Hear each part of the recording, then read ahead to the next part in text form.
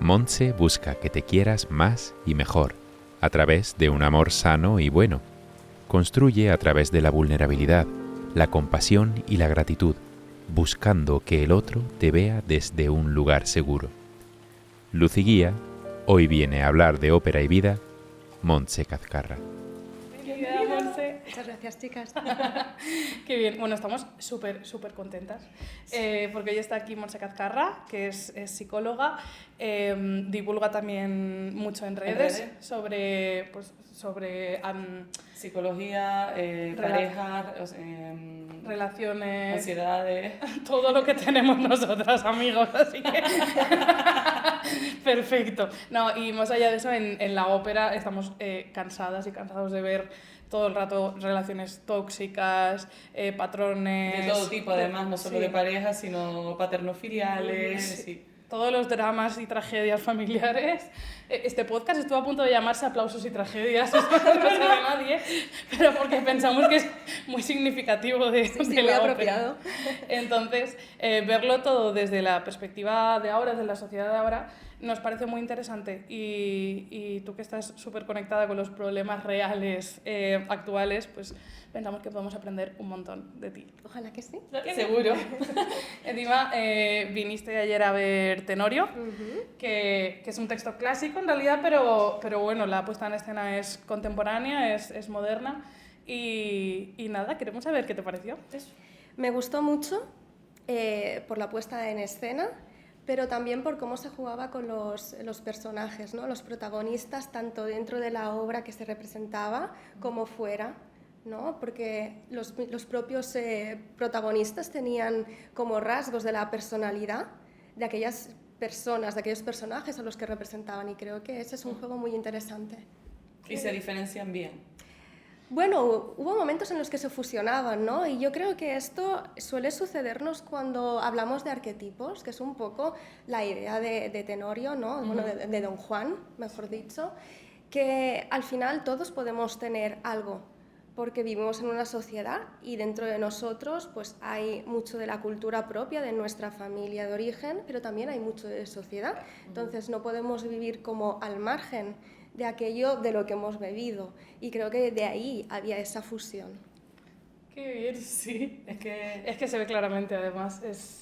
¿Y qué tipo de...? Tú que trabajas mucho con los apegos, apego ansioso, apego evitativo apego seguro, sí, y desorganizado.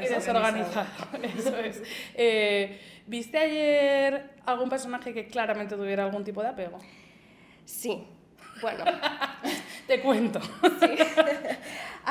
Primero un disclaimer, ¿no? Creo que es importante que cuando hablemos de apego tengamos claro que hablamos de tendencias a, ¿no? Que es una etiqueta que nos explica un patrón de conducta que suele darse en la mayor parte de las situaciones, aunque siempre puede haber excepciones, ¿no? Y las etiquetas no son rígidas. Dicho esto, por si alguien puede sentirse identificado, el protagonista para mí encajaría en lo que se llamaría apego evitativo, ¿no? Claro. El me vinculo desde la superficialidad, el intento conquistar sin yo darme cuenta de los efectos que eso puede tener en la otra persona, solamente movido por aquellas pulsiones más propias de la pasión que yo puedo sentir en ese momento, ¿no? Inciso, ¿no se da cuenta o se da cuenta pero le da igual? Qué buen punto porque ahí hay el tema de la moralidad, ¿no? Sí, este es un muy buen punto. Creo que ahí entraría el término responsabilidad afectiva, que es muy reciente y que asusta un poco lo reciente que es. En el sentido de que cuando le ponemos etiqueta, un nombre, un concepto a algo, entonces como que empieza a existir. Sí. Y no es que antes no existiera, pero antes no éramos tan conscientes, y es eso el motivo por el que a mí me asusta, ¿no? Claro, es muy fácil juzgar a fecha de hoy, 2024, un texto que fue escrito hace mucho, ¿no? Y también desde un punto de vista pues, feminista / en la sociedad patriarcal que existía en la época, en lo cual los derechos de los hombres no eran los mismos que los de las mujeres. Por lo tanto, un hombre podía hacer y deshacer sin tener casi más consecuencias que la justicia divina, que ese también es otro de los aspectos, yo creo, de la obra, ¿no? Sí. También era un aspecto bastante controvertido por las distintas versiones de Don Juan, ¿no?, que se han escrito. Entonces, yo creo que no le importaba, simplemente era yo quiero esto, voy a engrosar mi ego a través de esto y me da igual a quien me lleve por delante, ¿no? Y me llevo por delante a una futura pareja, ¿no? Y la vida de él y también del padre, si no recuerdo mal. Sí. ¿Y tú crees que en la sociedad actual sigue existiendo bastante el mito del Don Juan? O sea, más allá estabas diciendo, ¿no?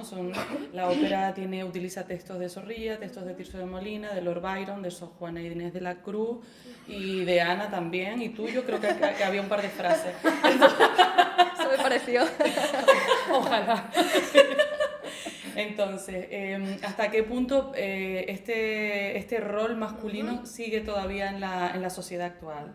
¿Te parece a ti? Creo que se está desdibujando, pero para que se desdibuje tiene que haber una deconstrucción previa y no todo el mundo está dispuesto a hacerla porque hay mucho ego o mucha falsa autoestima vinculada a ella, ¿no?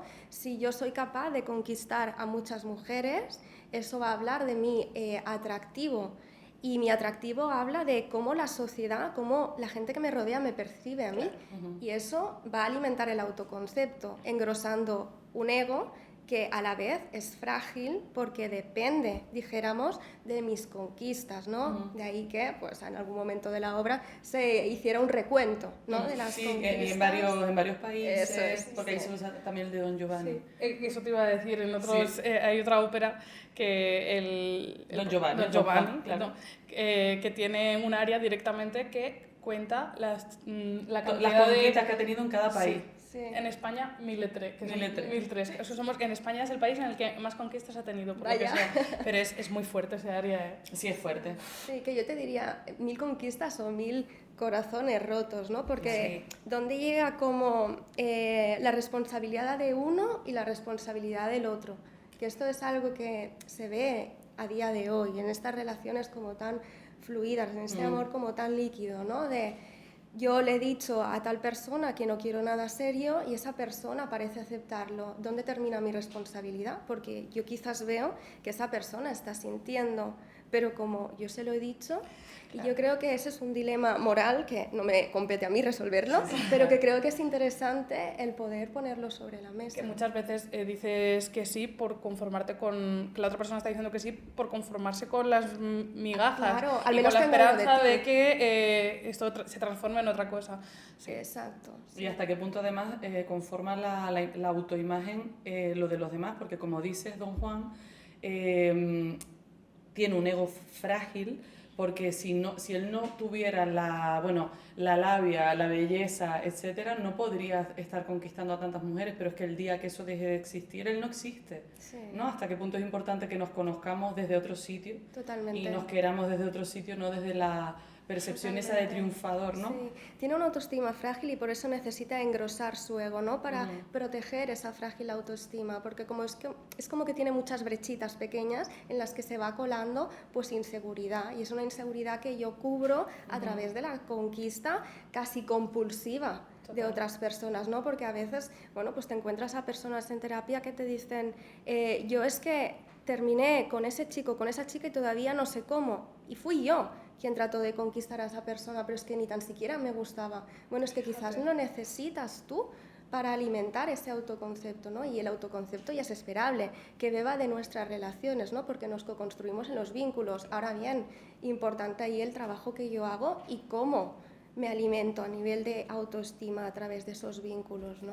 Tú hablas bueno, al menos en este libro, Amor Sano, Amor del Bueno, que el apego evitativo, por ejemplo, es como, vale, yo te evito pero te necesito. Sí. O quiero, en realidad es una manera, te evito pero lo que estoy es llamando la atención de algún modo.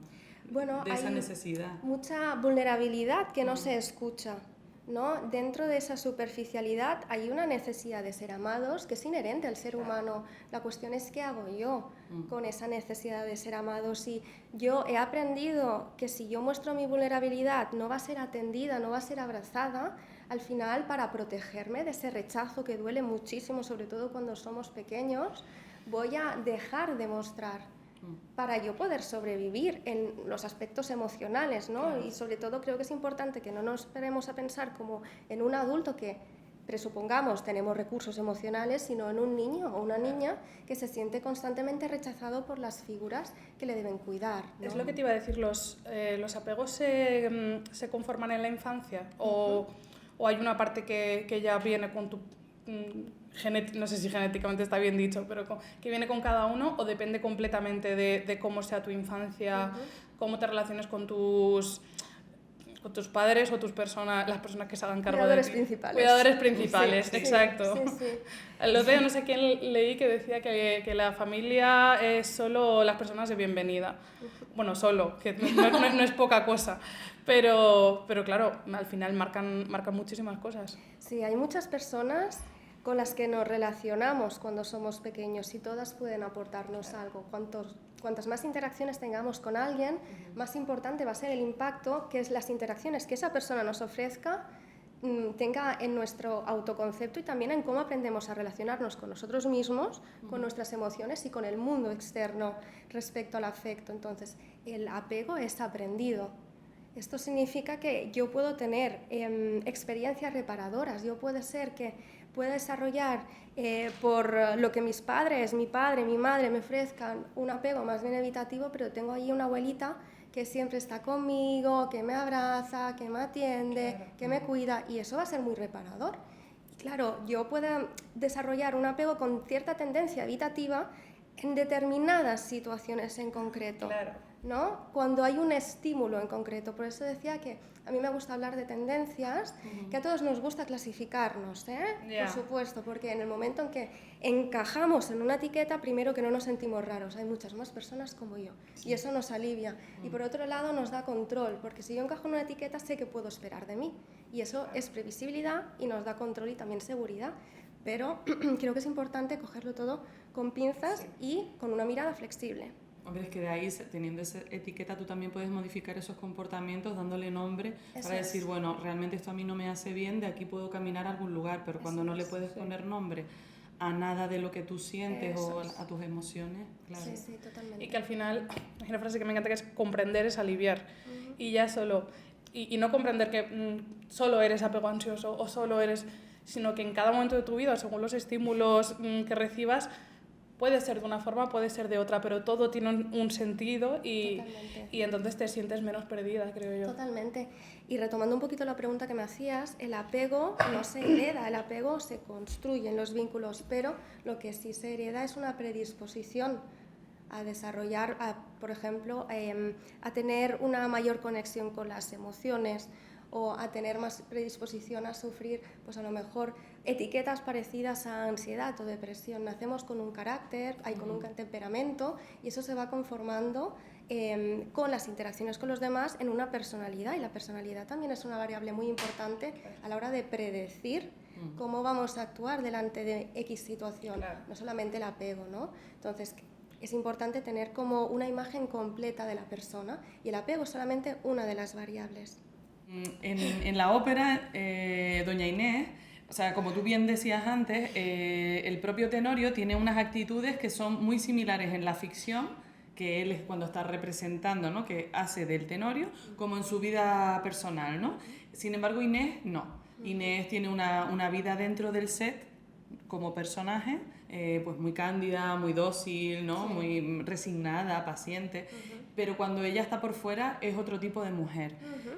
¿Te parece a ti que hay en las relaciones un marco también donde, bueno, yo con mi pareja soy de un modo, pero luego frente al resto del mundo no tengo nada que ver con esa persona.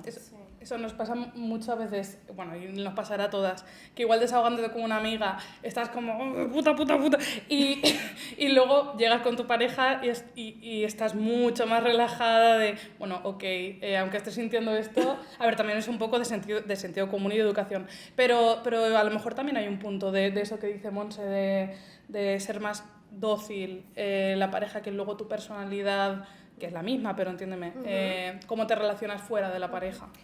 Creo que como sociedad tendemos a poner a la relación de pareja como una jerarquía superior a otros vínculos, y eso hace que el perder a esa persona nos dé más miedo, y si nos da más miedo vamos a moderar ciertas cuestiones, ¿no? Y yo puedo estar como muy enfadada y quizás luego a mi pareja no se lo muestro tanto por el miedo a perderla, ¿no?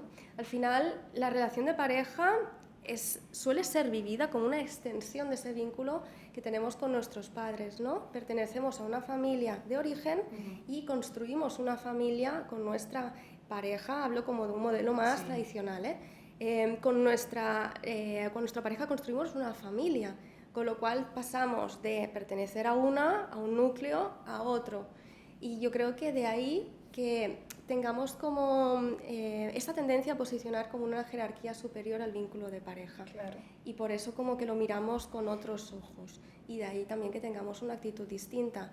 También creo que es importante que tengamos en cuenta el nivel de vulnerabilidad que mostramos con la pareja, ¿no? Solemos como esa intimidad emocional que se genera con ella nos implica muchísimo más a nivel de vulnerabilidad. Es como desnudarte emocionalmente ante esa persona, y la pérdida pues como que también se siente mucho peor. Claro. Además hay el peso de la sociedad, se espera que tengamos pareja, y si no tienes pareja, ¿qué pasa? ¿Qué dice de ti eso? Y claro, son como varios factores que hacen que la manera en que tengamos de relacionarnos con nuestra pareja pueda distar a cómo lo hacemos con otras personas. Claro. Y la importancia de todas esas relaciones externas en la pareja, es decir, el coro griego que aparece, ¿no? en la ópera, es al final, como en casi todas las óperas, es el reflejo a veces de lo que está sucediéndole a los personajes o de lo que tú ves como público también, ¿no? Entonces, las relaciones, tus amistades, todo esto, ¿hasta qué punto también tienen que ver dentro de tu relación de pareja? Claro, yo te diría que si tenemos relaciones sanas, son un factor protector tremendo, porque yo no me quedo sola si decido poner fin a esa relación de pareja. Claro. Ahora bien, creo que es importante que cuando vayamos, por ejemplo, a explicar cómo me siento yo en mi relación de pareja o a buscar consejo, escojamos muy bien a quién se lo pedimos, porque las circunstancias de cada persona no van a ser las mismas, claro. Tampoco la manera en que lo vaya a abordar. Hay personas que son más sensibles son más sensibles a las emociones y son más tolerantes a la incomodidad del otro, y hay personas que son menos sensibles y menos tolerantes a la incomodidad. Si estás triste, no estés triste. Por ejemplo, básicamente, sí. Y que desde fuera es como muy fácil hablar, ¿no? Claro. Pues déjalo, ya claro. Bueno, ponte tú en mi lugar. Claro, ¿no? Y muchas veces hasta que no lo vemos nosotras, o alguien, una amiga o un amigo con realmente empatía, sí. Que te deje ese espacio para tú explicar cómo te sientes y ponerle palabras. Eso es. Y ya te digo, muchas veces los mejores consejos no son consejos, es escuchar. Exacto, porque solo al comentarlo... Claro. Ya estás de alguna manera como trabajando en todo eso que te pasa, ¿no? Yo en consulta les pregunto a las personas a las que acompaño, ¿y esto lo has hablado con alguien? Y cuando lo has comentado, ¿cómo te has sentido tú? Más que qué te han dicho, ¿cómo te has sentido tú? Porque al estructurar el discurso también estructuras ideas. Como al escribir. Exacto, y creo que es un ejercicio súper interesante. ¿Y piensas que por lo general buscamos en nuestra relación de pareja imitar el modelo que hemos visto nuestros padres? Bueno, imitar o evitarlo completamente, depende, imagino, de lo que hayas visto. Sí, nos podemos ir a extremos. Sí, claro. Sí. Cuando hay dolor, las personas, los humanos, solemos irnos a extremos. O reproducimos lo mismo porque a nivel de sistema nervioso nos resulta familiar, ¿no? Yo me siento cómoda en estos estímulos, en estas interacciones, en estas dinámicas, aunque sean caóticas, porque el caos es lo que yo identifico como familiar, me sé mover ahí. O al contrario, de alguna manera me quiero proteger tanto de lo que yo he vivido, no quiero que se repita, vamos, ni aunque se parezca un poquitito a lo que yo he vivido, que me voy al extremo contrario sin preguntarme si eso es sano. Claro. O incluso si eso es lo que quieres. Yo, por ejemplo, mis padres han tenido una relación, yo aquí contando los entresijos, mis padres, saber. Corría el año 1900, no, una relación muy, así la veo yo al menos, muy tradicional, muy de unión, de estar los dos juntos siempre, de hacerlo todos juntos. Y llegó un momento en el que yo pensé, ostras, porque yo asumía completamente que yo quería eso. Quería el pack pues eso, de que se quieren un montón y se tratan muy bien, pero que eso es lo principal y eso lógicamente sí lo quiero. Pero el modo de vida, es como que piensas todo el rato, yo tengo que ser así porque como sé que esto funciona, pues, y es mi lugar seguro, es lo que yo he visto, pues es mi lugar seguro. Sí. Es lo que... Podcast. Claro, lo que creo que yo voy a necesitar, sí. Pero luego llega la vida y ves que tu vida es diferente, tus circunstancias son diferentes y a lo mejor eso no te hace feliz. Totalmente, y no solamente es lo que yo creo que voy a necesitar para ser feliz, que es un poco lo que todos ansiamos, el santo grial, ¿no? La felicidad, sí. Sino también lo que se espera de mí, porque las preguntas van siempre encaminadas desde nuestros padres, nuestras tías, nuestras abuelas, abuelos, como que siempre van y esto ya lo has conseguido porque sé que si lo consigues estarás como un paso más cerca de ser feliz. Y doy por hecho que tú lo quieres, porque vivimos en la misma sociedad, compartimos como las mismas metas vitales, ¿no? Presuponemos. Ahora bien, afortunadamente nos encontramos en una generación que podemos preguntarnos con libertad si eso es lo que queremos y ahora se nos va a juzgar, pero infinitamente mucho menos que hace unos años atrás. Total. Y la libertad se acompaña también de dudas, quiero decir. Creo que es importante que subrayemos las innumerables ventajas de vivir desde el poder decidir libremente, pero también las múltiples cuestiones que entonces aparecen en el camino, porque si yo no quiero lo tradicional, lo que se espera de mí, ¿qué quiero?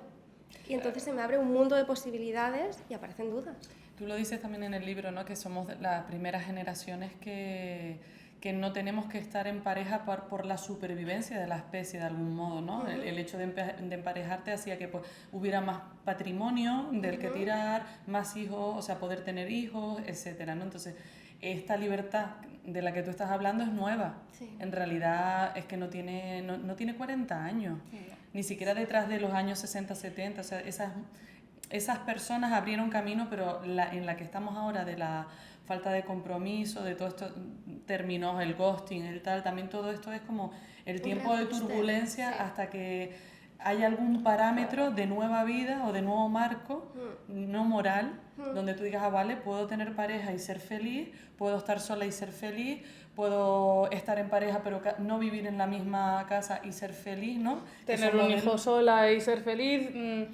puedo estar con alguien y divorciarme y que eso no suponga mi fin como ser humano, en la sociedad. Claro, que todos esos parámetros que tú dices, no siempre vas a una boda o nosotras que ninguna vivimos en nuestra provincia, pues y estás con alguien pero no vas a tener niños, pero no todo lo que tú decías, ¿no? Que se supone, se espera que te haga a ti feliz, aunque a ellas igual tampoco se los hizo. Justo, lo que pasa es que estas preguntas quiero entender, a mí siempre me gusta bien pensar que son bien intencionadas. Sí, no. Es que entiendo que son bien intencionadas, ¿no? Es como, si haces esto vas a estar bien y si no lo estás haciendo es como, ¿y quieres decir que estás escogiendo bien? ¿No? Es un poco como desde ese cuidado, desde fuera, sin empatizar con el otro, ¿no? Es que a lo mejor, pues Montse no quiere eso y está bien. Claro. No me lo paro a pensar.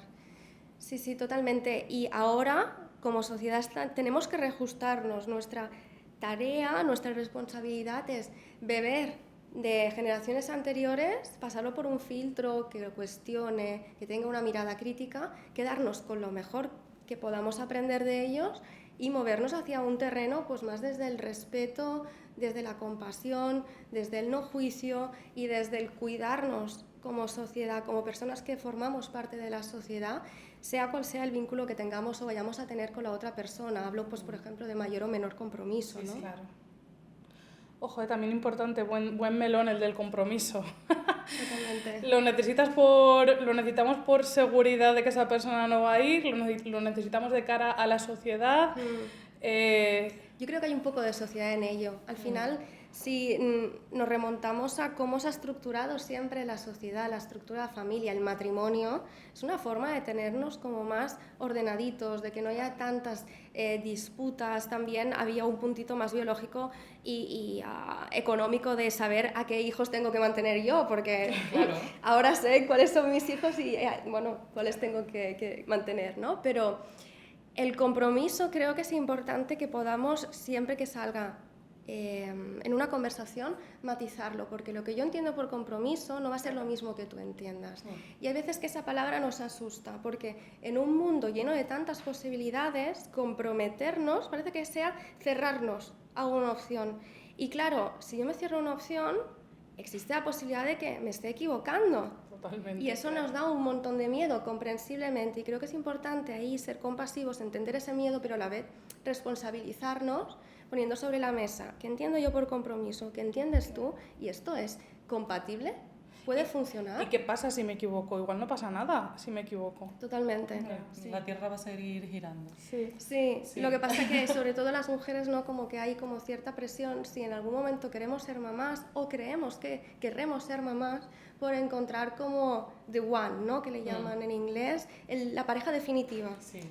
Y eso, jolín, es que es mucho pedir a alguien, ¿eh? Justo ayer leí, Marta Riumbau es una creadora de contenido, una influencer, que ha decidido ser mamá sola. Y había un comentario, bueno, había muchos por desgracia, pero había uno en concreto que le decía, uy, pero ¿y por qué vas a ser madre sola tan joven, tal, madre soltera, tal? Y alguien le contestó, hay muchas madres solteras que no saben que lo son. Entonces, yo conozco alguna. Claro. Entonces, totalmente. Es un poco lo que tú decías de yo a lo mejor te estoy juzgando por no tener ese compromiso con alguien, por hacerlo sola, cuando a lo mejor yo en mi casa me pienso que tengo una cosa y tengo totalmente la contraria, y a lo mejor vas a ser más feliz tú seguramente. Es más fácil ver la paja en el ojo ajeno, ¿no? Sí, es que al final a veces lo que decimos a los demás habla más de nosotros mismos, de nuestra situación, de nuestra incomodidad no atendida, que no tanto de la otra persona. Por eso es súper importante el saber a quién voy en busca de consejo, de palabra de consuelo, y también con qué me quedo. Claro. Es que es lo que decías, o sea, al final tú proyectas tu propia experiencia, a veces conscientemente, pero muchas veces inconscientemente. Entonces, el dar ese consejo, lo más válido es escuchar.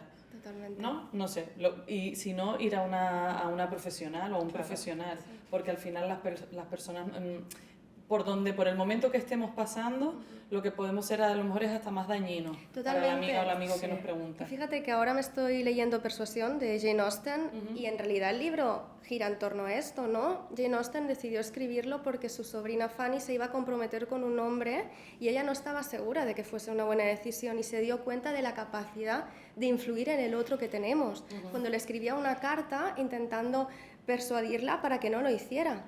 Y de ahí nació esa novela, ¿no? Fíjate. Pero creo que es súper interesante tener en cuenta ese poder que tenemos en el otro a la hora de moderar palabras y también de acotar, ¿no? Yo a veces cuando hay gente de mi alrededor que me pide consejos, le digo, ¿en calidad de qué? Claro. ¿No? Y te digo lo que yo creo que haría en tu situación, porque desde fuera siempre es muchísimo más fácil, somos muy valientes desde fuera.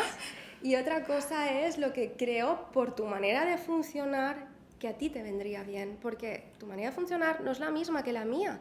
Y yo puedo tener una capacidad para atravesar el miedo, para sostener incomodidad, para lidiar con la incertidumbre y tú puedes tener otra muy distinta. Totalmente. Y está bien, nos encontramos en procesos o momentos de nuestros procesos distintos, solo que es importante tenerlo en cuenta. Incluso el contexto también, o sea, no tiene que ver una persona, o sea, con el problema X, pero si no tienes trabajo, no tienes casa, yo qué sé, por poner condicionantes, no, una persona que está en todo, digamos, en todas las parcelas de su vida, Sí, sí. con seguridad, Es hablar tú desde el desde ahí, privilegio. exacto, Hombre, hablas de claro. privilegio. Sí, sí, Entonces, Sí, sí. cambia, Sí, sí. cambia muchísimo. Muchísimo. Y volviendo al compromiso, ¿tú crees, por ejemplo, los celos, que imagino que es un tema que verás cada día en consulta, están más asociados a esa necesidad o miedo al compromiso o a la autoestima de cada uno? Tanto de la persona que está haciendo algo que no debe por el vínculo que tiene con la otra o la persona que está sintiendo celos. Creo que es importante empezar por el principio, que es que son los celos, ¿no? Es una sensación, un sentimiento que tenemos que nace de la inseguridad de perder al otro. Ahora bien, ¿por qué tengo miedo a perder al otro?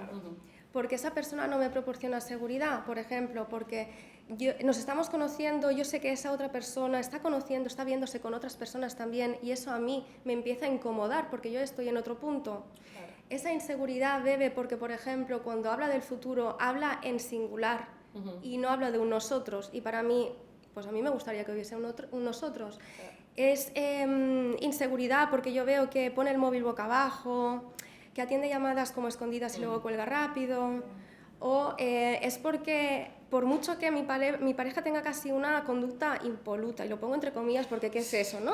Pero en cuanto a seguridad, me proporcione seguridad de todas las maneras posibles y yo siga sintiendo inseguridad tipo celos, porque yo he vivido en relaciones que no han sido para nada inseguras, donde ha habido infidelidad o se han traspasado, se han transgredido los pactos de pareja. Claro, es que se va a tener que gestionar de manera como muy distinta, ¿no? Claro. Y claro, hay un puntito de autoestima en el sentido de cuanto más frágil sea mi autoestima, menos merecedora me sentiré yo de todo lo bueno que tú me des. Total. Con lo cual, si tú me tratas muy bien, yo voy a recibirlo como, ostras, esto... Algo, ya... O es sospechoso, o no me lo merezco, o sí, está tramando algo, ¿no? Puede ser, puede ser. Qué fuerte. Compensando una conducta, o sea, todo Claro. es sospechoso. Sí, y además, ¿cómo me voy a posicionar yo respecto al resto del mundo? Por ejemplo, si hablamos de una pareja heterosexual, yo con mi pareja, hombre, pues el resto de mujeres del planeta pueden ser vistas como una competencia para mí desde la interpretación de los celos, ¿no? Como si fueran una amenaza, si yo me considero poco merecedora de tener a esa persona. Sí, incluso la madre o estas cosas que pasan, ¿no? Sí, es verdad. Sí, es verdad, madres o nueras, ¿no? Y padres y yernos también, sí. que compiten por el lugar y se celan de la pareja, del hijo, de la hija. Claro. Bueno, y yo te diría que quizás esos padres o esas madres están viviendo la vida a través de los ojos y de la vida de su hijo, ¿no? Quiero decir, si mi autoestima se basa en ser madre de fulanito, en el momento en que fulanito conozco a otra persona y yo ya no puedo ejercer tanto el rol de ser madre de fulanito, jolín, es que ahí mi autoconcepto como que le falta una pata. Claro, ojo, ¿eh? ¿Qué te llevó a ti a estudiar psicología clínica y forense? A especializarte Pues, en eso. Sí. Supongo que un poco lo que nos lleva a todos los psicólogos, ¿no? Que es entender el funcionamiento humano. Y ahí yo te diría también entender quizás lo que hemos vivido en anteriores etapas. En realidad yo quería estudiar psiquiatría. Y la vida me puso el contexto de no sacar nota suficiente y ahora, aunque en ese momento me supuso un berrinche tremendo, Claro. se lo agradezco a la vida, al universo, a lo que sea, infinitamente. Qué bien, qué guay. Pues qué suerte para nosotras, la verdad. No, porque al Bueno, final... de psiquiatra también habrías hecho una función maravillosa, pero Bueno, imagino que... Yo siempre pienso en la capacidad de acompañar, ¿no? Por ejemplo, los profesionales de la seguridad social tienen el tiempo muy justo, entonces no pueden hacer un acompañamiento emocional. Incluso a veces me encuentro pues, a personas que critican a esos profesionales, pero es que esos profesionales tienen el tiempo que tienen y en otro contexto, si dispusieran de una hora para ti, seguramente tu percepción sería muy distinta, podría acogerte de una manera seguro maravillosa, ¿no? Y claro, yo lo leo desde ahí, lo interpreto desde el que yo no me veo acogiendo las emociones de alguien sosteniendo todo esto que me trae a consulta con 10 minutos, no lo sé, hablo un poco desde el Tiene que ser desconocimiento, ¿eh? frustrante, Porque quizás no frustrante. son 10 minutos, quizás son 15, no lo sé. Pero está pasando en Pero- cualquier consulta, Claro. que tiene muchísima más, Eso es. muchísimos más pacientes de los que deberían tener para Sí, atenderlos con sí, calidad. sí, exacto. Entonces, a nivel psicológico ya ves, o sea, es importante, tanto si es porque estás malo de gripe como Exacto. porque vengas con un ataque de ansiedad, ya te digo, sí es importante. Sí, sí. Madre mía, se me hace a mí corta la hora de terapia, imagínate 15 minutos, socorro. ¿Piensas que las mujeres nos vamos más a terapia que los hombres? Yo creo que sí, pero bueno, tú tendrás mejores datos. Y si esto es cierto, ¿por qué pasa? Es mi teoría, sin ser yo nada de eso, siendo todóloga, mi teoría es que para ellos es como hay un punto de vulnerabilidad, de fragilidad en el hecho de asumir que necesitan ir a terapia y tratar sus emociones. Totalmente. Sí, hay más mujeres en consulta que hombres, pero es una tendencia que se está equilibrando. No se está Sí, sí, sí, equilibrando a total. nivel 50-50. Pero sí lo notamos, sí lo vemos. Sí, en más gente joven, Sí, En más gente joven y sobre Sí. todo... chicos jóvenes. Sí, Sí. y lo hablábamos el otro día, nos ha llamado la atención que tenemos varios amigos cercanos que han decidido ir a terapia justamente porque han reconocido en ellos unos patrones patriarcales sí, que no les gusta. que no les gustan. Eso es estupendo. Y eso es como, Eso es estupendo. hay esperanza, amigos. Totalmente. Si es que Que tenemos lo nuestro nosotras también. Claro, ojo, claro. pero- El patriarcado no solamente afecta negativamente a las mujeres, también a los hombres. En el momento en que yo no puedo expresar lo que yo siento, en el momento en que yo me siento mal por sentir lo que siento, ese problema me impacta a mí, evidentemente a la gente de mi entorno también, ¿eh? Pero a la primera persona, a mí. Lo que pasa que si me he como manejado toda la vida tratando de cubrir eso, ¿no? Me encuentro con hombres en consulta que me dicen, ¿y para qué tengo que sentir esto? Ay, va. Claro. Porque están muy acostumbrados a pensar en términos de soluciones, Y de ¿no? funcionar, todo Claro. tiene que Claro, ser... claro. Claro. Y las emociones no entienden de eso. Evidentemente, esta pregunta no solamente la hacen los hombres, ¿eh? Pero sí que es verdad que siempre como que van a buscar como más cositas que hacer, ¿no? Más Un el manual, terreno- ¿no? De... Claro, más terreno de las acciones que de las emociones, porque es que nunca han tenido la oportunidad de relacionarse con sus propias emociones. A un chico le dices, no llores. Claro. Sí, A las chicas también nos lo dicen, ¿eh? Te pones fea, no llores. Sí. Pero los chicos como que todavía está más vetado, no llores, que es de niñas. Y claro, Incluso el contárselo a otras personas. por ejemplo, por ejemplo, ver a hombres entre ellos explicarse sus problemas, a mí me parece fabuloso. Sí. Porque yo estoy viendo tu vulnerabilidad y permito que veas la mía, y desde ahí podemos entre todos crecer y sentir que no estamos solos en esto, que a mí me preocupan cosas de pareja, que me preocupan cosas de familia, que me preocupan cosas del trabajo y que me cuesta gestionarlo. Y a partir de ahí es donde como sociedad podemos crecer, gracias a esos hombres que se están dando cuenta de que sienten, padecen y que a veces no tienen idea cómo hacerlo, pero es que, claro que no tienen idea. Que no pasa nada por no poder con todo.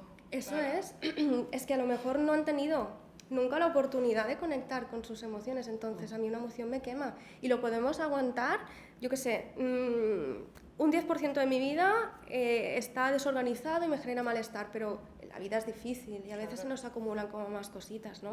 Y llega un punto en que dices, es que me he desbordado, no sé qué ha pasado, estaba bien y no estabas bien. Intentabas funcionar como si estuvieras bien, pero llegó un punto en que acabo desarrollando síntomas de ansiedad que ya es que ya no los puedo gestionar porque cierto nivel de ansiedad Ni ignorar tampoco eso ya. eso es entonces ella te llega está poseyendo. Claro, Claro, casi, la emoción, casi. claro. Y aunque tengas válvulas, vamos a llamarla fútbol, vamos a llamarla... deporte.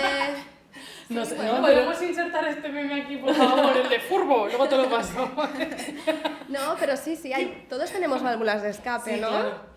Hobbies, deporte, pero llega un punto en que la presión de lo que estamos viviendo supera eso. Y ese autoconocimiento al que todos deberíamos ir acercándonos, ¿por qué crees que es, sin embargo, lo contrario, que todo el mundo tiende a huir de ese autoconocimiento para gestionar, ¿no? Para gestionar tus emociones, para tratar al otro desde la empatía, desde la compasión? y ver tu propia vulnerabilidad y la del otro, ¿por qué huimos tanto de esto? Pues te diría por 3 cuestiones, a ver si soy capaz de recordarlas. La primera de todas, porque malinterpretamos vulnerabilidad con debilidad y a nadie le gusta ser débil.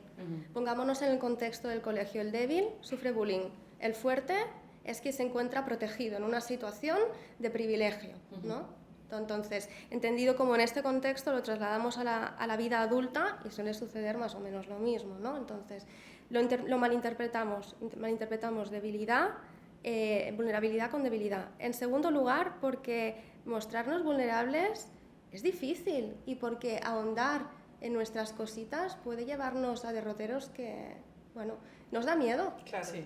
Porque es un poco como, si yo hurgo en cómo me siento, voy a tener que hacer algo con esto. No necesariamente, puedo escoger conscientemente no hacer algo con esto porque la factura emocional de hacer algo es superior a no hacerlo, ¿vale? Y porque a veces, como decías antes, Montse, las circunstancias no son tan fáciles. Claro. Pero al menos que yo sea consciente de lo que estoy viviendo. Eso ya es una maravilla. Eso es. Lo que pasa que a veces yo sé que, por ejemplo, en mi relación de pareja, si hay dinámicas tóxicas, pues esto puede deberse a que yo a mi padre o a mi madre no le he puesto límites. Y si tengo que aprender a poner límites, si le tengo que poner límites a mi padre y a mi madre, entonces ya como que la dinámica de mi familia de origen puede enrarecerse. Y sostener eso...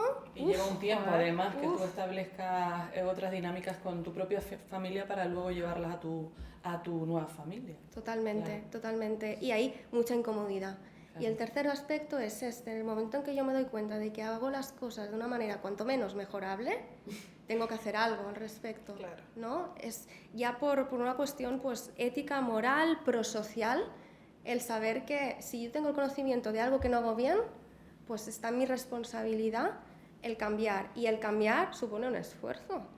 Es mucho más fácil no actuar de manera responsable que hacerlo. Porque si yo actúo de manera responsable, tengo que hacer frente a situaciones, a conversaciones que son incómodas. También tengo que hacer frente a respuestas que no me vayan a gustar. Claro, pero hay que entender que es la única forma de que el medio plazo sea un sitio más bonito, ¿no? Porque si nos pasamos la vida ignorando lo que nos pasa, sin escucharnos, Sí, a lo mejor ahora claro que vas a sufrir, ir a terapia no es... No es un camino de rosas. No es un camino de rosas. Con espinas. Pero luego miras atrás y dices, menos mal. Y hay una cosa que me parece conflictiva en la sociedad de ahora, que es, por una parte, esa independencia que estamos ganando todos, y por otra también, cómo compaginarla con esa responsabilidad afectiva que estamos empezando a tener, porque me parecen dos cosas difíciles de equilibrar. No sé si me explico. Sí, totalmente. De hecho, lo que me estás poniendo sobre la mesa vendría a llamarse algo así como relaciones de interdependencia sana. Es decir, yo me pregunto qué necesito yo y a la vez tengo en cuenta lo que necesitas tú y velo porque mis necesidades sean satisfechas a la vez que te cuido a ti, Claro. no exigiéndote más de lo que me puedes dar, sino tomando decisiones como por ejemplo irme, que sé que nos cuesta muchísimo, o aceptando simplemente que esto es lo que tú me puedes ofrecer y a la vez, por ejemplo, tú me pones sobre la mesa lo que tú necesitas. Yo voy a recogerlo, voy a tratar de reunirme conmigo misma para ver de lo que tú me has dicho qué puedo ofrecerte y a partir de ahí comunicarte, mira, esto sí, esto no. Pero a lo mejor tú me dices, bueno, pero es que esto, Montse, tampoco me hace falta que sea así. Con que tú lo tengas en cuenta, me demuestres que lo tienes en cuenta, ya tengo suficiente. Negociación. Fenomenal, ¿no? Y esto sería como la dependencia emocional sana, que nos da un poco de miedo, ¿no? El pensar soy emocionalmente dependiente. Bueno, si dependes de manera sana, está bien. También hay que escoger de quién dependo. Pero depender de forma sana sería esto, la interdependencia. A eso es a lo que hay que llegar. Eso es Oigo a lo que suspiros aspiramos. por allí. Estoy a punto de llorar, ¿vale? No pasa nada, amigos. Es un proceso. No, pero es verdad, es que ese depender te lleva a la vulnerabilidad que hablabas antes, ¿no? A desnudarte completo delante de otra persona. Pero claro, que eso no sea toda tu vida, ¿no? Quitando celos, quitando todas las cosas que has ido nombrando, si tú consigues estar confortable delante de la otra persona y hacerle la vida confortable a la otra persona, pues ahí estaría todo. Sí, que nos Al sumemos. menos durante un tiempo. Sí, sí, totalmente, que nos sumemos, ¿no? Y que sintamos que teniéndonos el uno al otro en nuestras vidas, estamos mejor. Claro, que suma, es como, está muy dicha esta frase, pero, Sí, pero es verdad. pero es que es un poco verdad. Y además la decimos, pero no la llevamos a cabo. Está la palabra, pero luego ese trabajo... Porque cuesta mucho tomar decisiones desde el darme cuenta de que ya no suma. Atención, también es importante, no siempre vamos a poder sumar de la misma manera. Puede que yo tenga momentos o temporadas de bajón, de más estrés en el trabajo, de situaciones personales que hagan que yo esté menos presente en la relación de pareja. Está bien, las relaciones perfectas no existen, o mejor dicho, las relaciones sanas no son perfectas. Pero a pesar de que haya altibajos, no son los altibajos tipo Shambhala de las relaciones tóxicas, ¿no? Donde se dan dinámicas muy disfuncionales, sino que yo sé que tú estás ahí, aunque no me puedas dar lo que yo necesitaría, yo sé que estás ahí y me lo haces saber. Y como me lo haces saber, pues yo ya me siento reconocida. Y con eso, pues genuinamente me basta, porque yo sé que en otro momento tú has estado para mí. Claro. Entonces, con eso ya hacemos como un equipo. Compensa, claro, se equilibra. ¿Y en qué momento se decide, o sea, deberíamos plantearnos o decidir que a lo mejor ya no puede ser, o que en este momento nos sumamos y no tiene pinta de que en cierto tiempo, o sea, cuesta mucho darse cuenta de eso? Yo creo que todos hemos estado ahí de decir, aguanto un poco, es que ya solo decir aguanto, Fíjate. ojo. Por eso es importante el comentarlo, Claro. ¿no? Porque entonces nos damos cuenta del lenguaje que utilizamos. Soy empática con esta persona durante más tiempo porque me importa el vínculo.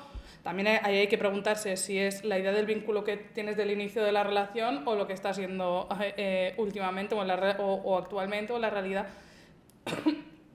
O si realmente va a ser mejor para ti, para la otra persona, pero sobre todo para ti, que al final eres tú la que convive contigo, como dices tú, que hasta aquí, aunque vaya a haber un proceso de duelo, de sufrimiento y de... Es como lo que hablamos antes de ir a terapia, pues a lo mejor a corto plazo va a ser una mierda, pero en 2 años digo, anda, mira, qué bien que hice esto. Hay rupturas que son una inversión a futuro. Lo pasaré muy mal ahora, lo sé, aunque luego encontrarme en la situación ya es otro tema, pero lo hago para cuidarme. Claro. ¿No? Porque yo sé que en algún momento estaré bien. Lo que pasa es que es importante ahí no comprar ciertos mensajes que emociones como la tristeza nos mandan. No encontrarás a nadie más, vas a estar sola o solo, ¿no? Todo esto. Entonces, respondiendo un poquito a tu pregunta, yo siempre digo que tan malo es quedarnos en una relación a sabiendas de que no funciona, de que por más que lo intentamos no logramos entendernos o no logramos que esto funcione. Que mira que hablamos, pero siempre llevamos al mismo punto, o incluso parece que tenemos como compromisos que dices, pues mira, pues creo que ahora sí lo podemos hacer funcionar, y luego no, por el motivo que sea, porque no basta con tener buenas intenciones ni tampoco con querernos, hay que ponerlo en marcha, en el día a día. Entonces, ni quedarnos, a pesar de que yo sé de sobras que esto no funciona, ni tampoco irnos a la primera de cambio, salvo excepciones, y hablo de situaciones de abuso, ¿no? Situaciones en las que dices, no, pero aparte de esto, yo creo que es importante encontrar el punto intermedio entre el diálogo y el escuchar nuestro cuerpo, porque nuestro cuerpo tiene muchas claves, lo que pasa es que muchos hemos desconectado de las sensaciones internas, ¿no? Con lo cual creo que es súper importante ahí el ver pues, si estoy últimamente como más cabizbaja o empiezo a tener como síntomas gastrointestinales, dolores de cabeza, apatía, exacto, este tipo de síntomas que dices, eczemas en la piel. ¿Y desde dónde viene? Porque así, en plan... No, pero verdad, somatiza al final, Claro. por algún lado sí. Los síntomas físicos nos dicen, cuidado, y no les prestamos atención porque ya estamos muy ocupados con el resto de la vida, porque prestarles atención sabemos lo que significaría, porque creemos que tiene causa orgánica y en realidad quizás no es así. Claro. Por todos estos motivos lo dejamos pasar, pero claro, tenemos que imaginar como que el malestar es como una olla a presión. Tiene que salir por algún sitio y va a buscar el sitio por el que salir hasta que por fin le hagamos caso a nuestro cuerpo y entonces tomemos decisiones. Y que eso no quiere decir que la otra persona esté siendo terrible o te esté haciendo daño, que muchas veces yo creo que también es es una de las cosas por las que nos cuesta tomar decisiones, porque decir, es que yo sé que esta persona no es mala o no me lo está haciendo con tal. No, a lo mejor simplemente va por otro lado y no tiene por qué ser así. Totalmente, y a lo mejor esa persona, los cambios, por ejemplo, que nos promete que hará para que lo nuestro funcione, lo hace desde el, es que quiero estar contigo, es que yo quiero lo mismo que tú, pero después en el día a día es incapaz porque le toca sus heriditas, Claro. o porque le supone muchísima incomodidad, ¿no? Entonces, lo que hablábamos antes de confiar en las buenas intenciones, ¿no? No todas las personas que nos hacen daño son malas. Hay personas que nos hacen daño desde la irresponsabilidad, hay personas que nos hacen daño por las dinámicas que nos ofrecen, por la incompatibilidad de las mismas, pero no porque deliberadamente quieren hacernos daño. Bueno, y lo que hablabas antes de la responsabilidad de mantenerte tú en un sitio donde ves que te están haciendo daño aún sin querer la otra persona, ¿no? ¿Dónde empieza la responsabilidad de una parte y de la otra? Es que es un dilema moral que es muy difícil de resolver. Tú comentas también, o a mí me llama la atención en el libro, y ella dice que también en el otro, que ella leyó, la palabra, el verbo honrar. Y me parece súper bonito y más completo, porque es casi espiritual. Hablar de honrarte, decir, bueno, honrarte es respetarte, es escucharte. No solo a nivel, lo que decimos, hablando con una amiga, como... Me has señalado. Sí, sino también esos síntomas físicos que puedes tener, ¿no? Y honrar para mí, de verdad, me parece un verbo con un abanico muy grande de significado. Totalmente, totalmente. Fíjate que a menudo en consulta me encuentro con personas que apenas beben agua. Es algo muy básico, pero no se acuerdan de hacerlo. Y su cuerpo se lo pide en forma de dolores de cabeza, de problemas en el tracto urinario, ¿no? Es un poco como algo tan básico como beber agua y se te pasa, como no se nos van a pasar otras cosas, ¿no? Entonces, cuando hablo de honrar necesidades, hablo de lo más básico y de lo emocional. Entonces, si nos cuesta lo más básico, ¿cómo no nos va a costar lo emocional? Y creo que es importante que cuando alguien escoge vincularse con nosotros, ¿no? Pues no hablo, por ejemplo, en el trabajo que no podemos escoger, ¿no? A nuestros compañeros, pero ya sean amistades, ya sea pareja, ya sean familiares, de esos que tú escoges cuando ver, ¿no? Entonces, todas estas personas, cuando se abren, nos están entregando su mundo emocional. Entonces creo que es importante el poder abrazarlo, el poder honrar todo aquello que nos están trasladando, están confiando en nosotros para que lo veamos y para que lo tratemos bien. Y yo creo que es súper bonito, pero a veces se nos olvida de ese gesto. Y cuando nos expresan pues nuestra pareja o las personas de nuestro alrededor sus necesidades a nivel emocional, creo que es interesante que hagamos lo mismo. Y honrar en la medida posible, porque no significa que tú me dices lo que tú necesitas y yo lo hago y ya está. No, yo me voy a preguntar si yo genuinamente puedo hacerlo. Claro. Porque las relaciones suponen esfuerzo, pero cuidado con confundirlo con renuncias y con sacrificios. Yo puedo hacer alguna renuncia si yo sé que las renuncias son recíprocas. Claro. Y yo sé que vamos a estar bien, porque no es una renuncia de un proyecto vital o de algo que luego sea irreversible. Sí. Pero a veces creemos que cuando el otro nos pide algo tenemos que satisfacer esa necesidad. No, honrar esa necesidad es escucharla, devolverle al otro que hemos entendido lo que nos ha dicho y también hacer el ejercicio interno de preguntarnos genuinamente si se lo podemos ofrecer. Y honrar a veces solamente es eso, y yo lo devuelvo, no te digo no y ya está, no. Claro. Lo que me has dicho, yo he entendido que tal y por estos motivos te lo puedo o no ofrecer, o te puedo ofrecer esto y esto ya no. Solo el sentir que la otra persona te ha escuchado y te ha entendido, a lo mejor eso ya ha cubierto gran parte de la necesidad que tú tenías. Sentirnos vistos es sanador. Total. Hay muchas situaciones en lo emocional en las que nos hemos sentido invisibles. Estemos bien o no acompañados por cuidadores que son más o menos sensibles, pero que nos vean es sanador. ¿Y tú crees que es complicado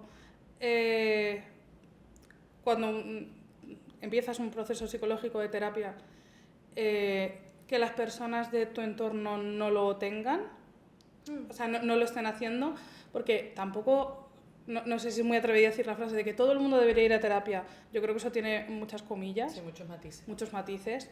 Yo sí estoy de acuerdo en que no hace falta esperar a estar en la mierda para ir. Yo, por ejemplo, empecé a ir hace 3 años en un momento súper estable de mi vida y fue lo mejor que puedo hacer. pero sí es verdad que empiezas a notar, ojo, y no porque tú seas superior o estés, pero que tú estás haciendo un trabajo y ves que a lo mejor gente muy cercana de tu entorno, sea amigas muy íntimas, sea familia, sea pareja, da igual, no lo están haciendo y te dan ganas de cogerles de las solapas de ¿pero por qué no entiendes esto? Sí, sí. Y a lo mejor no hace falta o se puede llevar de otra manera o simplemente hay que asumir que bueno, tu trabajo es tuyo, lo estás haciendo por ti, para ti y eso va a afectar positivamente en todas tus relaciones independientemente de lo que hagan los demás. Sí, pero tengo que decir que a veces nuestro propio progreso incomoda. Incomoda porque toca cositas de las otras personas. Es a lo mejor yo también debería y no lo estoy haciendo, ¿no? O esto que me estás diciendo es que yo veo que yo soy la primera que lo hace, ¿no? Por ejemplo. Sí. O simplemente que nuestras interacciones en los sistemas que conformamos, grupo de amigas o amigos, sistema familia de origen, nuestra interacción cambia las interacciones de las demás piezas del puzzle y esto es una llamada a reorganizarse. Es como a partir de ahora vamos a tener que reajustarnos y ese reajuste supone incomodidad, supone que las partes del sistema que tienen como más poder van a intentar que ese cambio no se produzca porque puede ser visto como una amenaza hacia su poder y esto va a dificultarnos ese proceso, ¿no? Y antes lo decías, que la terapia se puede traducir o se va a traducir en una mejora o en relaciones más positivas y también en relaciones que ya no existan. Claro, que hay pérdida, hay ganancia, pero va a haber pérdida. Eso es. Sí. Al final, yo estaré en un punto y si tú no me puedes acompañar, no que tú me ayudes en mi progreso, pero si tú no me puedes ofrecer algo que yo necesito ahora, pues voy a tener que reajustar también nuestra relación, recolocarla. No digo partir peras, ¿no? Huyamos de las dicotomías, pero si a lo mejor tú estás en un punto distinto o tú tienes un discurso que a mí no me beneficia y quizás porque a lo mejor yo estoy aprendiendo a ser más compasiva y tú me dices, jo Montse, con lo fuerte que tú siempre has sido y es vale, ¿y ahora qué hago con cómo me siento? Claro. ¿No? Entonces a lo mejor yo tengo que reajustar mi relación contigo. Quizás quedar menos, quizás no tocar ciertos temas, quizás poner límites. Totalmente. Oye, Ana, cuando me hablas de esto, mira, es que este comentario o este tipo de comentarios no me acaba de... Me hace sentir regulinchi, ¿sabes? Sí. No sé, ¿qué crees tú, por ejemplo, de otro tipo de otra rama, no sé si la consideras rama, como la psicología transpersonal? O sea, ¿cómo se trabaja a través de... Explica lo que es. Bueno, pues... A mí me lo explicaba antes. ¿Qué es eso? Bueno, de cualquier movimiento espiritual que tú puedas utilizar para tu crecimiento personal a través de la psicología también, o a lo mejor sumando las dos vertientes, ¿no? Tanto la científica como tus creencias, se llame horóscopo, Antes no hablábamos de una persona creyente, a lo mejor hay una forma de apoyarse en la fe, pero que vaya de la mano de la psicología, o se llame horóscopo. Sí, era por decir porque... Lo que sea. Creo que siempre que nos ayude, que no signifique tapar. ¿no?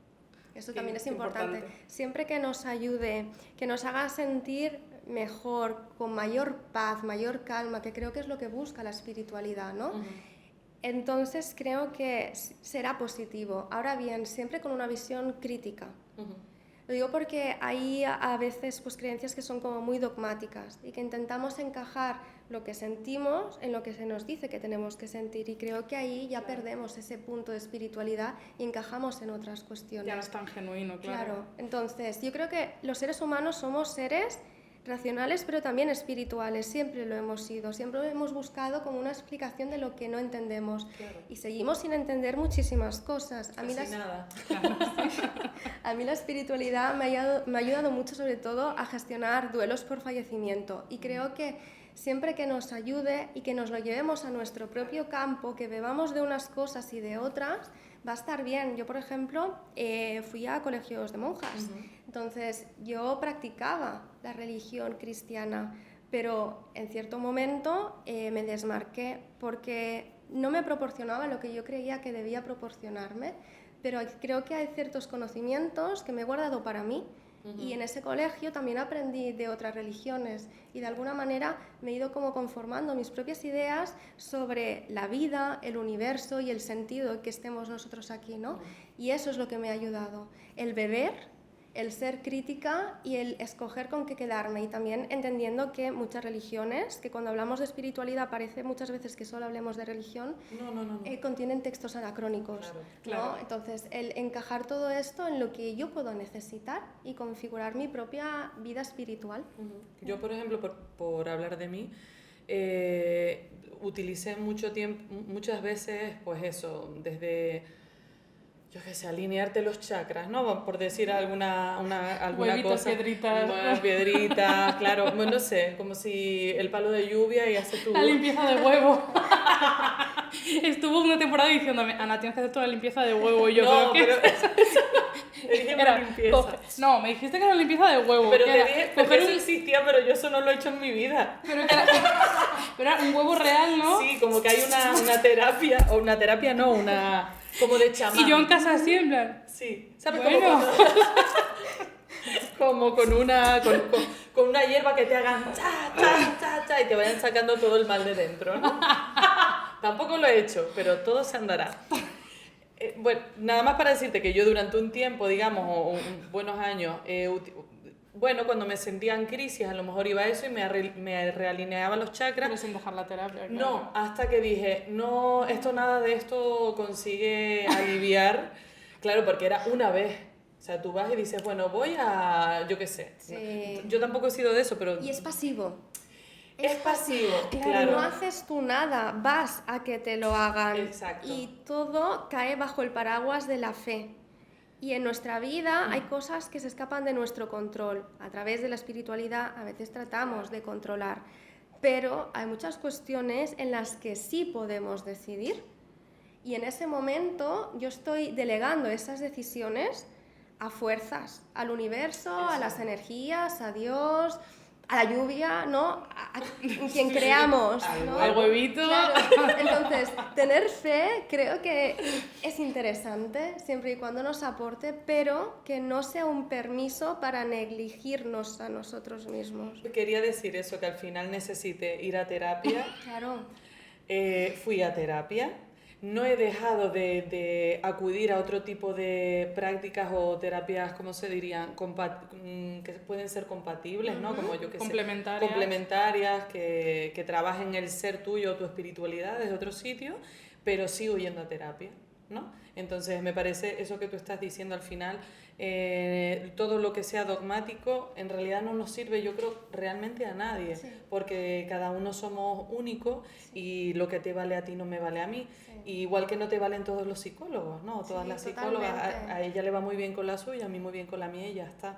Eso no quiere decir, y a lo mejor me va bien durante un tiempo y luego voy a necesitar Eso es, otra. estamos en constante evolución y Claro. lo que necesitamos en distintos momentos de nuestra vida va a ser distinto. Y amistades, pareja, por eso todo Totalmente. cambia también. Sí, sí, totalmente. Y es que a veces atravesamos situaciones que cambian nuestra manera de entender la vida, las relaciones de pareja, las relaciones de familia, el sentido de que estemos hoy aquí, el universo, ¿no? Ya, ahora quizás me pongo un poco más filosófica, pero es verdad que nuestra visión del cosmos cambia con lo que vivimos. Luego ya para terminar, me parecería interesante que nos dijeras, bueno, que dijeras cómo podemos ayudar a una persona que está pasando una depresión o Un mal momento, que un tiene mal una ansiedad momento. descontrolada, que está pues muy triste, aunque no esté en depresión. Porque muchas veces yo creo que es frustrante para el entorno decir, te quiero ayudar y no sé cómo ayudarte, al revés, a lo mejor estoy haciendo cosas que egoístamente a mí me hacen sentir mejor, pero a ti te están haciendo sentir peor y entonces es una caca. Y yo creo que falta... yo creo que falta un poco de eso, de información de qué tenemos que hacer. Y también pasará mucho, yo imagino, a lo mejor en generaciones más mayores, ostras, yo me imagino a gente de la edad de nuestros padres intentando ayudar a alguien de nuestra generación, por ejemplo, o al revés también, que falta mucha empatía. Y socorro. Fíjate, las abuelas cómo suelen ayudar con un plato, Sí, ¿no? es verdad. Es decir, hay como cierta terapia en ese amor que te dan Total. cuando te ponen el plato en la mesa, ¿no? Total. Qué buena pregunta. Fíjate que ¿a quién estás queriendo ayudar diciendo esto? Creo que es básico, porque nos incomoda mucho ver el dolor del otro. Es como, tengo que ser suficientemente bueno o buena para, con unas palabritas, ya quitar todo el peso que llevas, que a lo mejor has acumulado durante toda tu vida. Entonces, creo que es importante ahí reajustar roles, ¿no? Podemos acompañar, que no salvar.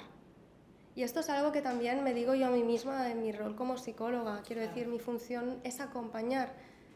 No es salvar a esa persona. Pues imagínate a alguien que no tiene como los conocimientos para ayudar y no está en el contexto. Que la persona cuando viene a terapia reconoce que hay algo que le genera malestar y se ha puesto en tus manos porque espera de ti que le proporciones reflexiones, herramientas, etc. Cuando estamos hablando de una relación de pareja, de una relación familiar, de una relación de amistad, el contexto no es el mismo. Entonces creo que es súper importante el escuchar a la otra persona, porque solo escuchando ya es como que hay cierta rebaja del malestar, ¿no? Es y como del juicio. Claro, y si yo no te juzgo, entonces vas a dejar de sentirte mal por sentirte mal. Te vas a sentir mal, pero ya no habrá esa segunda tanda de emociones, ¿no? De culpabilidad. Claro, eso es. Y si encima tú me dices, mira, yo pasé por esta situación o por una situación parecida hace tiempo, se sale, palabras de esperanza de este tipo, no Mr. Wonderful, todo rosa, ¿eh? Ya sé que ahora duele muchísimo, pero hay un momento en el que va disminuyendo el dolor y un día te das cuenta de que ha dejado de doler. Es reconocer el dolor de la otra persona, pero dándole esperanza. Dándole esperanza, insuflando algo de esperanza. Y haciéndole ver que es real y que lo está sintiendo y que va a seguirlo sintiendo durante un tiempo. Que su dolor es real, eso es súper importante. Y claro, eso tampoco que no sea una invitación para que el discurso se base todo el rato en autorrevelaciones, que es un, pues yo más. Claro, esto no. Odio a esa gente. No, yo te dejo hablar y en el momento en que hay como cierto punto pues, en el que yo puedo entrar, pues por si te fuese de ayuda, yo desde mi experiencia te lo digo, porque a mí me hubiese ayudado a que alguien me lo dijera. Y por otro lado, prestar nuestra ayuda. Pues si en algún momento, no que sé, necesitas hablar, pues escríbeme, yo no te prometo que podré cogértelo en ese momento, pero en cuanto pueda te llamo, por ejemplo. O simplemente para, yo que sé, que estemos cocinando cada una en la línea del teléfono en silencio, no lo sé.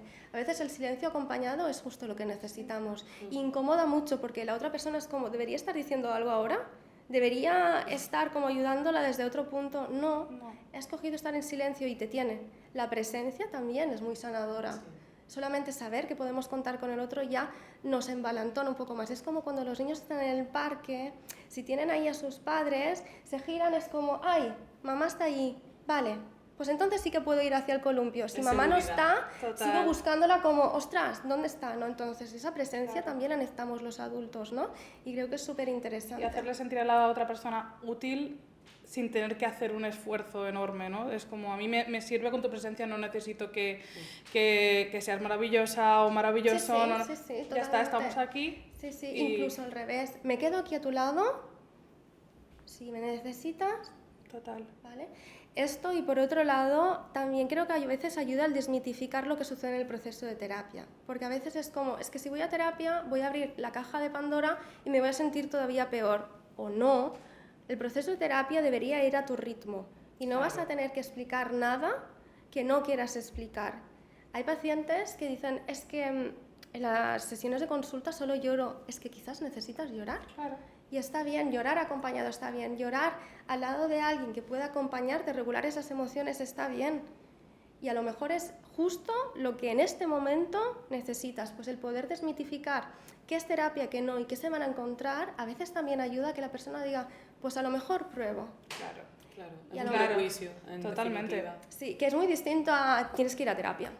No, que a veces lo decimos desde el, estás muy mal, deja de cargarme a mí con todos tus problemas que yo tengo suficientes con los míos, ¿no? Que es esperable el que queramos protegernos, pero hay muchos lugares desde el cual nos podemos proteger, ¿no? Por ejemplo, Ana, pues es que lo que me has comentado ya lo hemos hablado un montón de veces, yo no sé qué más decirte. La verdad, me siento un poco, pues imagino que igual que tú, pues perdida en esta situación. No sé si has valorado, por ejemplo, buscar un acompañamiento profesional que pueda de alguna manera guiarte o darte herramientas o simplemente escucharte desde un lugar distinto al que lo puedo hacer yo. Claro. Es muy distinto a de terapia. Sí, totalmente. Y alguien que además, aparte de que es profesional y va a saber mejor que cualquier persona que te quiera y que te conozca, darte herramientas y no te va a juzgar, porque es lo primero. Es lo primero. Totalmente. Imagino que aprendéis además a no Sí. juzgar al otro y a no Sí. decirle lo que pensáis que debería hacer, sino Sí. observar y a partir de Que ahí... esto ayuda, me ayuda un montón el poder poner sobre la mesa el no juzgar, porque muchas personas vienen ya con un juicio de ya sé lo que me vas a decir, que esto está mal. No. Si haces esto tiene un motivo. Vamos a ver qué hay detrás. Claro. Y ya luego cuando te entendamos veremos qué queremos hacer con eso. Y por otro lado, aparte del no juzgar, que creo que es súper interesante, como que vas a terapia a veces pensando Para que... darte herramientas. Sí, darte herramientas está bien, pero a veces es como delego en ti, como profesional, la decisión.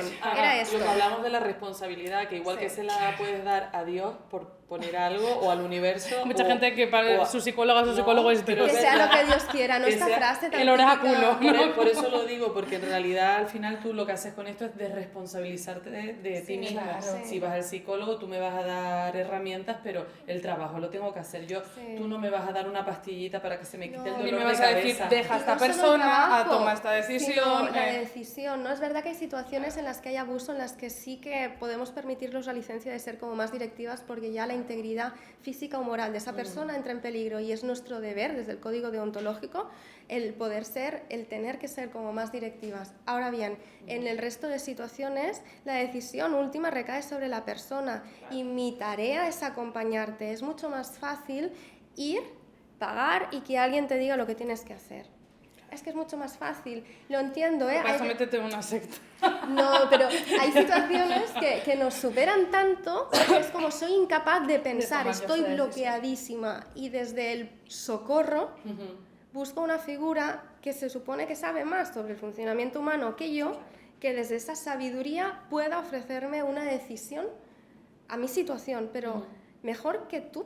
Nadie va a saberlo, aunque en ese momento estemos como tan bloqueadas por emociones que no nos dejan ver. El miedo muchas veces nos paraliza, ¿no?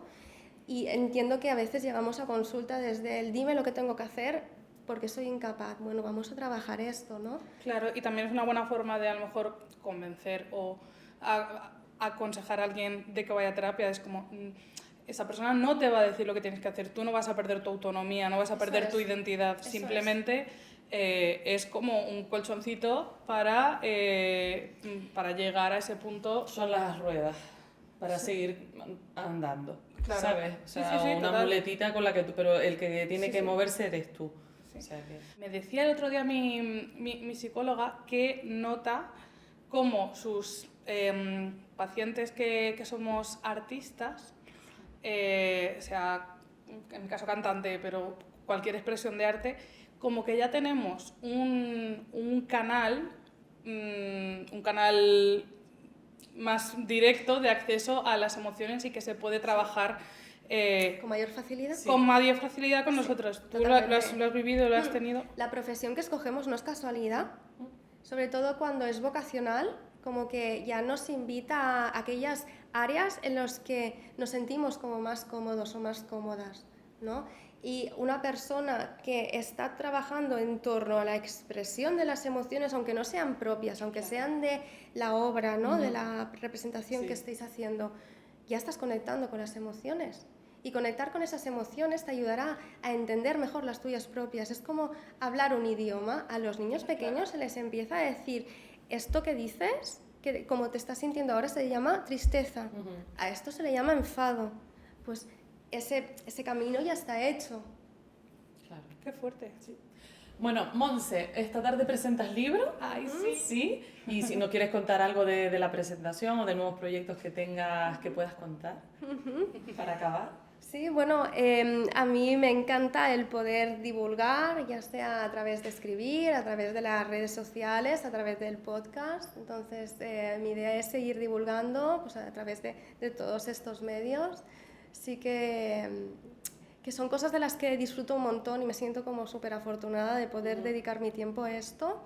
Así que voy a ir en esta línea los próximos meses. Qué bien. ¿Vas a seguir presentando tu libro en más ¿sabes? Me encantaría, si la agenda me lo permite. Tu último libro, vamos a decir. Sí, el último libro. Sí, me encantaría. Tengo algunas propuestas, pero no siempre por calendario pues Claro. es posible, porque aunque se ve como mucho la tarea de divulgación, yo sigo acompañando personas. Claro. También hay compañeras que me acompañan en este proyecto y las acompaño a ellas, entonces como que en mi día a día no me aburro, hay como tareas muy distintas, ¿no? Y precisamente creo que esa es clave de en mi caso, mantenerme motivada, porque soy una persona de buscar novedad. Y como hay mucha diversidad, como que me ayuda un montón. Tener muchos proyectos, ¿no? Sí. Bueno, pues os aconsejamos fervientemente que leáis sus libros, que veáis sus redes sociales, su podcast también es muy interesante. Porque nos puede ayudar a todos. Sí, Ojalá que sí. seguro que sí. Sí. Muchísimas gracias Muchas por haber gracias, venido. Monse. A vosotras por invitarme, de verdad. Hasta la próxima. Lo que acabas de escuchar es un episodio de El Gallinero Real, un podcast de Ana Arán y Montse Martín, con la colaboración de Intermezzo, grabado y producido por Víctor Cruz e Ignacio Campillo. Puedes vernos en YouTube y Spotify y también puedes seguirnos en Instagram, @elgallinerorealpodcast.